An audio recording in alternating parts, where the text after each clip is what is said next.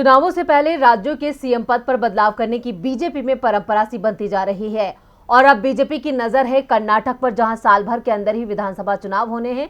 ऐसे में राज्य में बड़े बदलाव के संकेत मिलने शुरू हो गए हैं।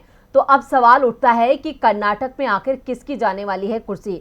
कहीं बसवराज बोम्मई पर ही तो नहीं है बीजेपी आलाकमान की नजर? कर्नाटक में बीते साल ही येदियुरप्पा को हटाकर राज्य की कमान बसवराज बोम्मई के हाथ में सौंपी गई थी, लेकिन अब कयास है कि बसवराज बोम्मई की भी कुर्सी जा सकती है, क्योंकि अगले साल राज्य में विधानसभा चुनाव हैं और चुनाव से करीब एक साल पहले ही प्रदेश भाजपा में गतिविधियां तेज हो गई हैं।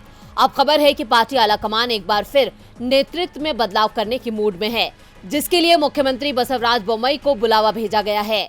दूसरी तरफ इस सियासी उठापटक के बीच राज्य के कई भाजपा नेताओं ने भी दिल्ली में डेरा डाल लिया है। हालांकि दावा किया जा रहा है कि बोम्मई का दिल्ली दौरा मंत्रिमंडल विस्तार को लेकर है, लेकिन खतरा उनकी ही कुर्सी पर मंडराता नजर आ रहा है, क्योंकि बोम्मई के नेतृत्व में पार्टी राज्य में कुछ खास प्रदर्शन नहीं कर पाई है, जिसका ताजा उदाहरण है पिछले साल अक्टूबर में हुए उपचुनाव।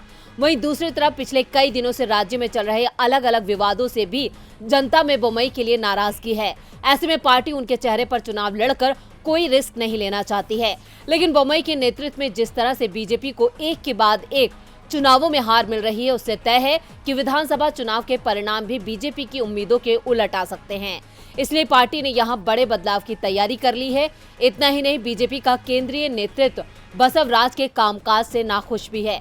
दरअसल बीजेपी की चिंता राज्य में बसवराज की लोकप्रियता में तेज गिरावट ने बढ़ा दी है। स्थानीय निकाय चुनावों में सीएम खुद विधानसभा क्षेत्र हानागल में पार्टी को हार से नहीं बचा पाए।